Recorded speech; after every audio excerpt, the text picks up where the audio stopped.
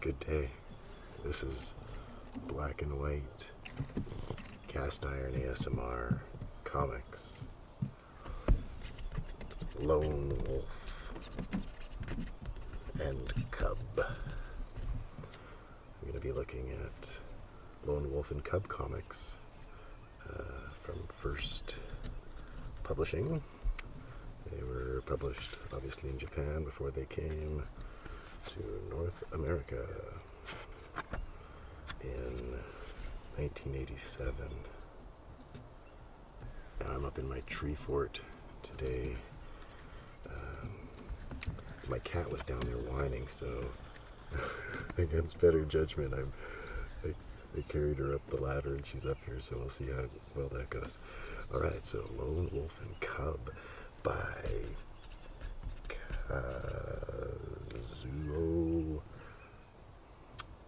Koike and Goseki Kojima. I don't know if I'm pronouncing that right. The introduction is by Frank Miller. Okay, Lone Wolf and Cub is a very violent black and white comic. Here we have, it's been so long since I've looked at these. I forget the main guy's name. If he even has a name. Oh, maybe it's Lone Wolf. Okay, look at that.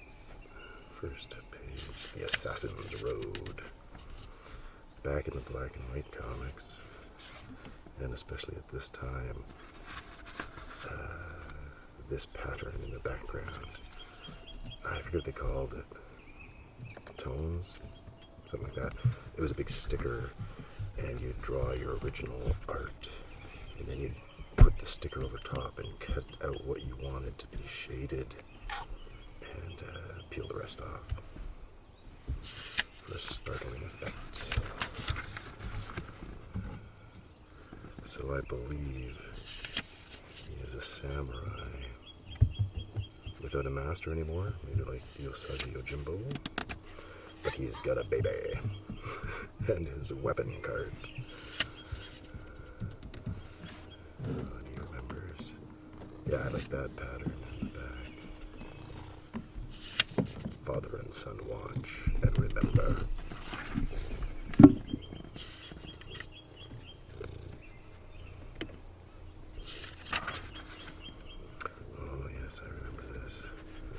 His father doesn't want to take his son, but he lets him have a choice because he's being hunted.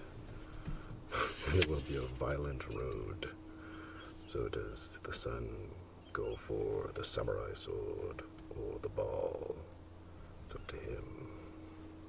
Ooh. No. Oh, he's looking at the sword.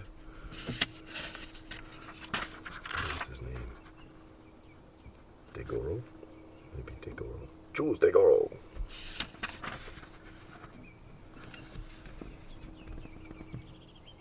There he goes for the sword. You would have been happier at your mother's side, my poor son. The mother's probably dead. An assassin with child. So be it. Degoro. Such is our destiny.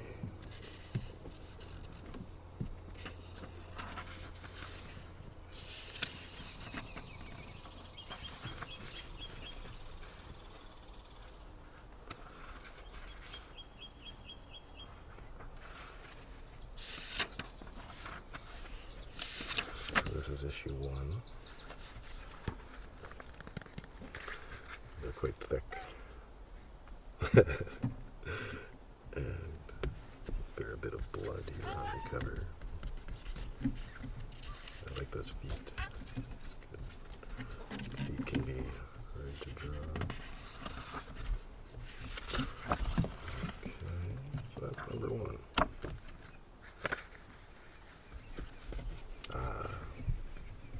By issue 2, it looks like the baby has learned the ways of the samurai. There's some blood on the tip of it. Lone Wolf and Cub.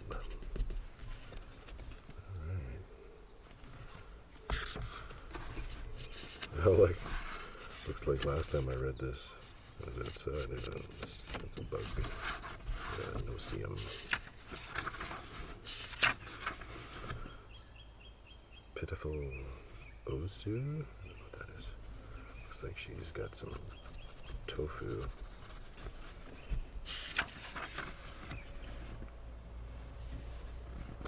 I like these nice, quiet panels. Look at that, the first few pages, they didn't even say anything.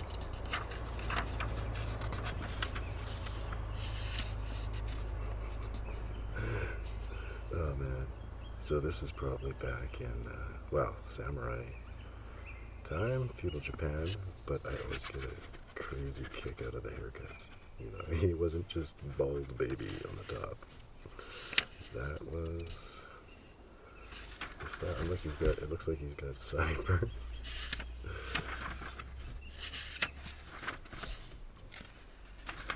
So far it actually hasn't been that bad. I'm surprised. Oh, they're slapping the kid around.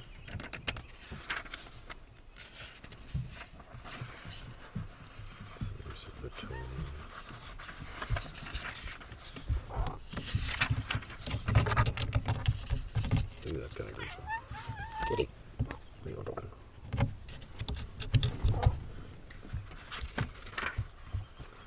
So we got some demons.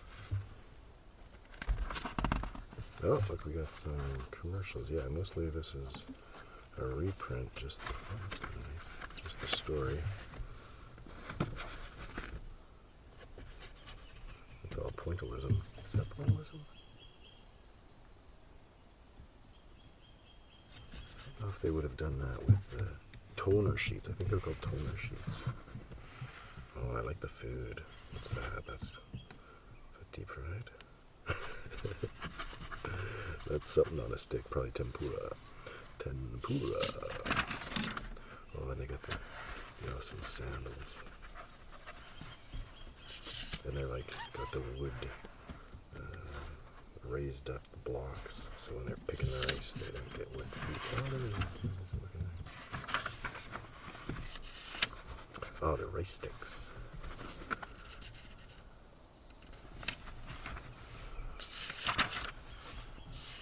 Oh, a little bit of violence there. So here we have an ad on the last page for this company. The first choice. We've got American flag. I'm trying to think if I remember what that was. I remember some covers. And I think because they use the flag with the two G's, isn't that like the punk band flag? I'm trying to take some of that success. The 3 black bars. I can't remember if they spelled it like that. I think they did. Badger. When I first started collecting comics as a hobby, superhero comics and such as a teen, one time, my favorite artist at the time was Todd McFarlane, who did The Amazing Spider-Man. And then he's the guy who later has the huge success with McFarlane Toys. And I scoured through this comic buyer's guide, like the price guide, back when they were really boring, and it was just type like this, all the columns, and it would say each comic book and the price, and then who the artist was, but it was just in parentheses, and each artist had a initial. So I looked through it was like looking through a phone book or the price guide. So the point is, I looked up all the issues that Todd McFarlane had done art on, and this Badger was one of them. One of his first stuff, I believe, was Badger. Probably an otherwise unremarkable comic. I don't know. After doing that, I found a G.I. Joe comic artist Todd McFarlane worked on, and I found it. I bought it. It was pretty good.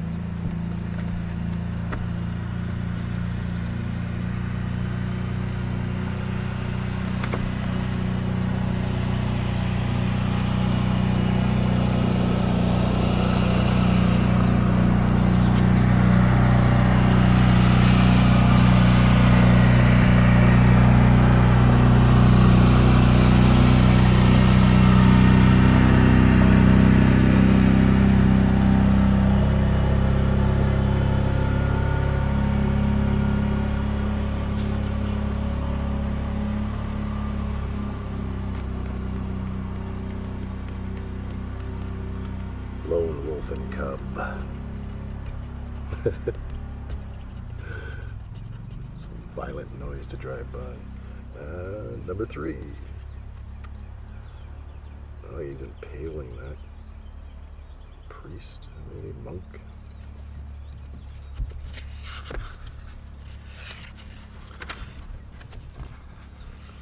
This is from 1987.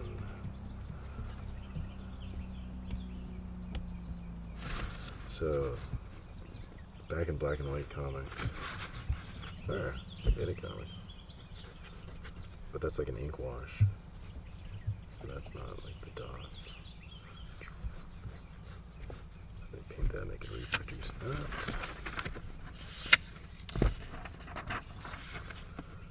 They do a lot of eating. It's nice. Oh, it's probably some good food. Although, it would be a lot of money. I think a good meal would be the rice. Bowl of rice. Oh, he's meditating. Always alert. Because the ninjas are always after them.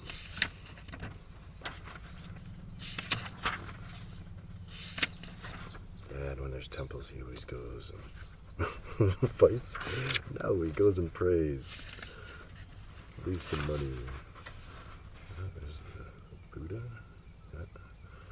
Will you kill a living Buddha? No man can perform such a painful karma. Please, please, I beg of you. Oh, we're gonna make some matcha. There's their whisker. Oh no, look, there's a mosquito. They're already out. Wow.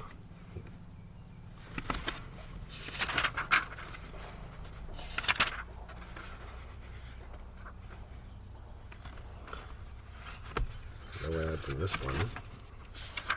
Meet the Buddha, kill the Buddha.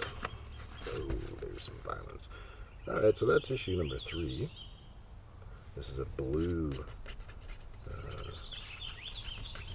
color scheme. Just trust me. Yeah, I guess it. And the boy here, the cub, he's wearing a blue shirt. Sort of, whatever you'd call that. That's like a fur sort of yellow thing. Oh, here we got these guys. Oh yeah, with the claws. Wolverine's got nothing on these guys. So issue number 4, this is red, a striking red logo, Wolf and Cub, like all the blood that will be spewed on the pages. Okay, that's cool. Love the minimalist lines in that. It's really nice looking. Okay, issue number 4. Now we're on issue number 5.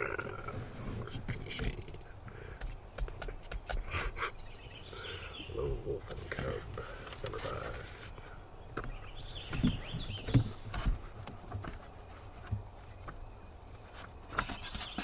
Come on.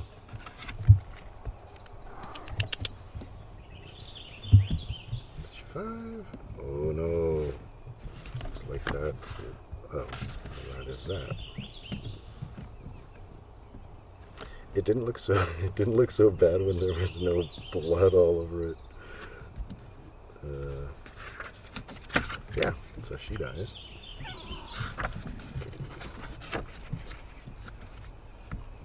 I was actually, I thought, oh, I'll do some Teenage Mutant Ninja Turtle comic reviews. And I was looking for my TMNT comics, and in the box that I pulled, these were in it, and my turtles were not.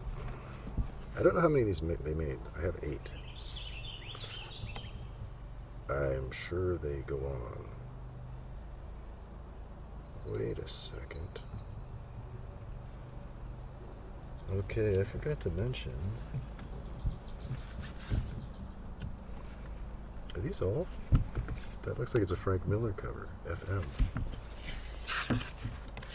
Cover by Frank Miller. Are these all by Oh, all these covers are by Frank Miller. I knew that and forgot. That makes sense.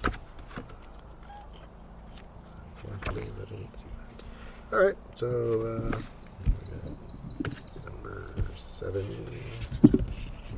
number 8.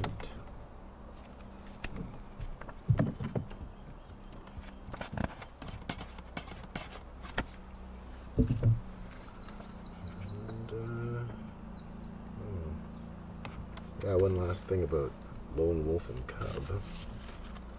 If you were unaware, it was made into this movie.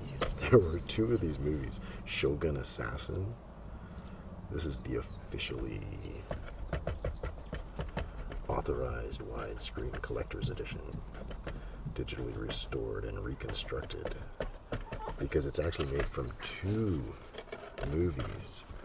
It's the film that brought new life to blood-drenched death. In a time of evil and tyranny, a stone-faced Ronin wanders the countryside with his son and weapon-filled baby cart.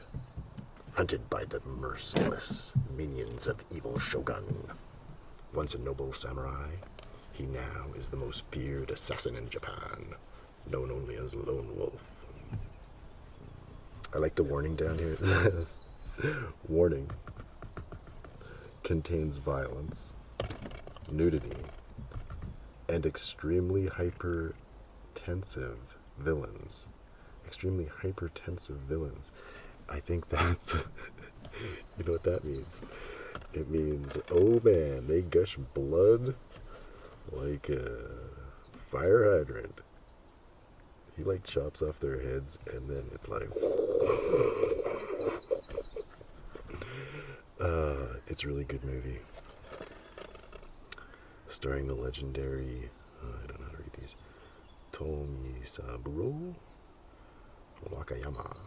Shogun Assassin is perhaps the most famous samurai film in the Western world. If you like samurai films, this is the one. It is drenched in blood. So, that's Black and White Comics, Lone Wolf and Cub, with my black cat. I've been the true for it. Thanks for watching, and I'll see you next time.